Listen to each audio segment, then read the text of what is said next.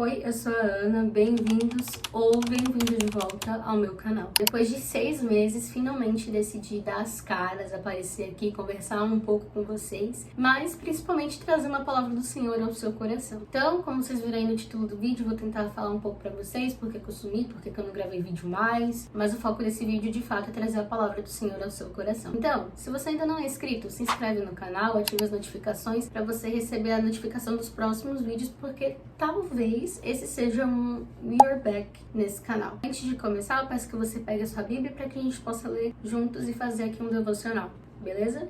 Então bora lá. Eu quero começar aqui lendo com vocês Jeremias 29:11, que diz assim: porque sou eu que conheço os planos que tenho para vocês, diz o Senhor. Planos de fazê-los prosperar e não de causar dano. Planos de dar a vocês esperança e um futuro. Antes de eu contar para vocês um pouco sobre o que aconteceu, eu queria trazer um pouco do contexto, o que está acontecendo aqui em Jeremias 29:11. Nesse capítulo, a gente vai ver que o povo de Israel, eles estão cativos na Babilônia, estão presos lá. Eles se encontram num cenário de desesperança. Eles acreditam que já não tem mais jeito para eles, que eles vão ser cativos aí para sempre, e eles não veem esperança para o futuro deles. Então o Senhor, com a sua plena misericórdia, vai lá e fala: eu que conheço os planos que eu tenho para vocês. O Senhor iria de fato libertá-los, mas eles estavam passando por aquele período por conta da desobediência deles. Se a gente for olhar o contexto da história de Israel, eles foram escravos no Egito por um longo tempo, até que o Senhor levantou Moisés, fez com que o povo fosse liberto. Só que, por conta das mesmas práticas, dos mesmos atos, das mesmas desobediências, eles foram levados cativos novamente. Mas o Senhor, ele sempre tem um plano de paz para as nossas vidas. E as misericórdias dele se renovam a cada manhã. E glória a Deus por isso. Em 2023,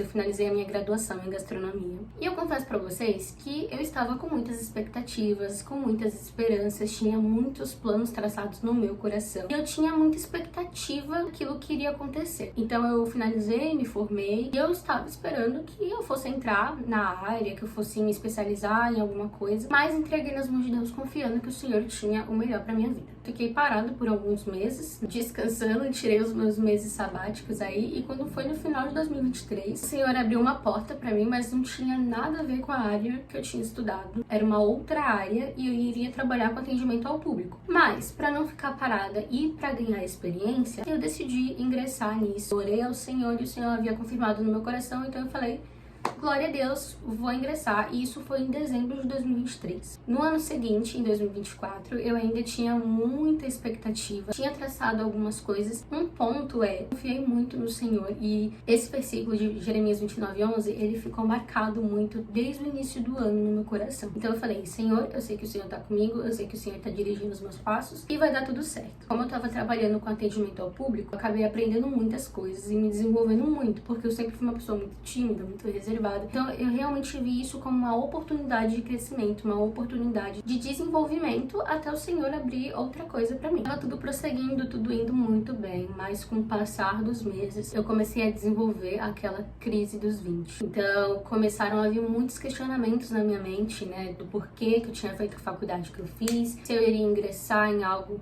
relacionado a ela, se eu iria trabalhar em outra área. Eu já estava começando a me sentir muito estagnada, não sabia se eu começava outro curso, fazia alguma outra coisa. Tentei fazer uma pós-graduação que eu iria pagar. Fiz a inscrição, comprei o material, não deu certo. A turma não conseguiu alcançar um número determinado de pessoas, então fechou. E eu falei: meu Deus, mas eu ia pagar, por que que não deu certo? Tudo que eu tentava fazer começava a dar errado e as coisas começaram a fugir do meu controle. Eu não sou uma pessoa que tem o diagnóstico de ansiedade na minha vida, mas nesse ano eu desenvolvi muitas crises de ansiedade. Inclusive, em uma delas eu fui parar no hospital e outras vezes também, mas a primeira vez foi uma coisa muito forte. E eu não tava conseguindo compreender o porquê de tudo aquilo tá acontecendo na minha vida. Apesar de entender que algumas coisas foram desencadeadas pela falta de confiança que eu estava tendo em Deus. Além dos questionamentos a respeito da minha vida profissional, eu também me via no cenário de que eu não me sentia mais pertencente à igreja local que eu era antes. O Senhor, ele já estava me incomodando há um bom tempo e eu já estava orando também em relação à minha mudança de ministério, mudança de igreja. Foi uma coisa se juntando com a outra, eu não sabia direito o que eu tinha que fazer. Eu sabia que eu precisava caminhar sobre as águas e de encontro ao novo de Deus, mas eu me sentia com medo porque o local que o Senhor estava me direcionando eu não conhecia ninguém, longe da minha casa, e eu falei: Senhor,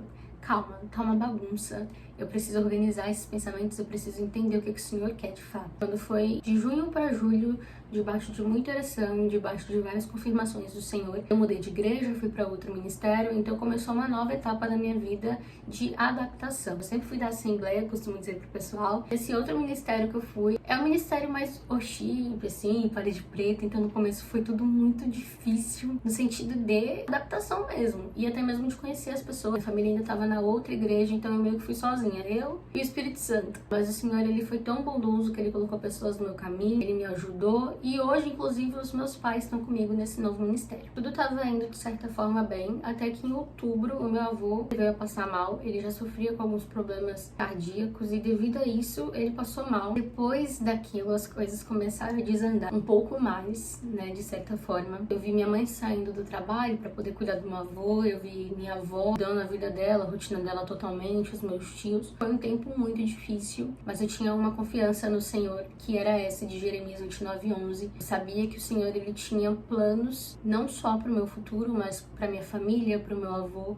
e eu sabia que o Senhor tinha um propósito naquela situação. Meu avô se dizia cristão, mas ele não praticava corretamente e não tinha verdadeiramente um relacionamento com Cristo. Ele ficou ali 2 meses internado no hospital e a minha oração sempre era que o Senhor curasse o meu avô. Mas quando foi em dezembro, no Natal, o Senhor, ele preparou um casal de pastores para ficar com ele no hospital. E durante todo esse dia, eles falaram do amor de Cristo para o meu avô, e ali ele pôde ter verdadeiramente um encontro com o Senhor. Naquele dia, ele aceitou Jesus. Naquele dia, ele teve um encontro com o Senhor. Naquele mesmo dia, de madrugada, do dia 26, o Senhor recolheu meu avô. Eu confesso para vocês que, diante de tudo isso que aconteceu, as minhas crises de ansiedade, crises de identidade, sem saber como que eu seguiria na minha vida profissional, diante de tantas mudanças ao meu redor, eu olhei para o Senhor e eu falei: Senhor, o Senhor quebrou o vaso. Eu não entendia o porquê de tudo aquilo estar acontecendo na minha vida. E eu olhava para trás e eu falava, eu tinha tanta expectativa e o Senhor quebrou todas elas. Quando aconteceu isso com meu avô,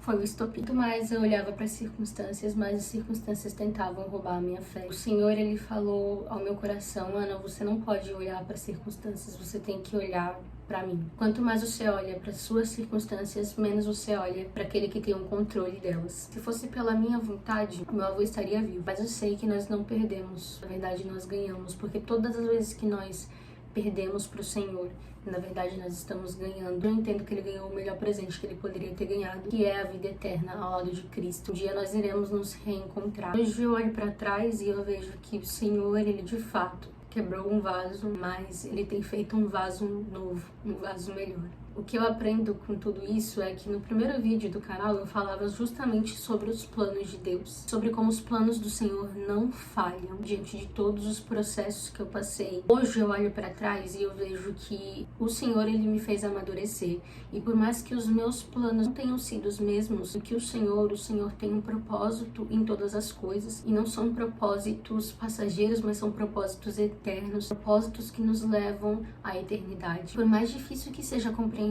isso, eu passei a entender. Talvez você olhe para sua vida, para o cenário que você está vivendo hoje, e você fala: Ana, por mais que o Senhor me diga que Ele tem planos para minha vida, que Ele sabe os pensamentos que tem ao meu respeito, parece que tá tudo perdido.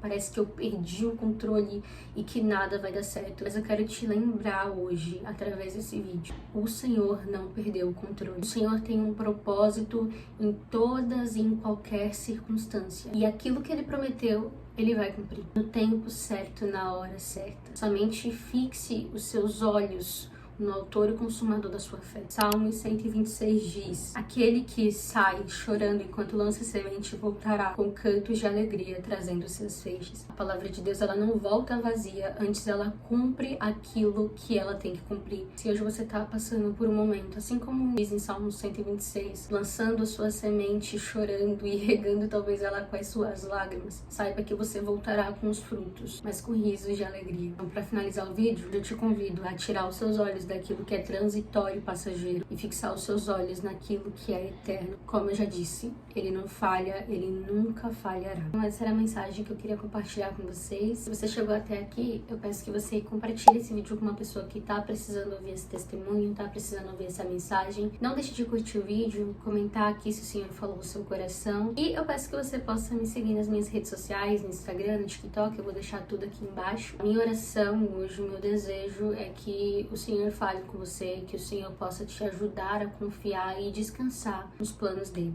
Esse foi o vídeo de hoje, eu espero muito que vocês tenham gostado. Um beijo, que Deus abençoe vocês e até a próxima.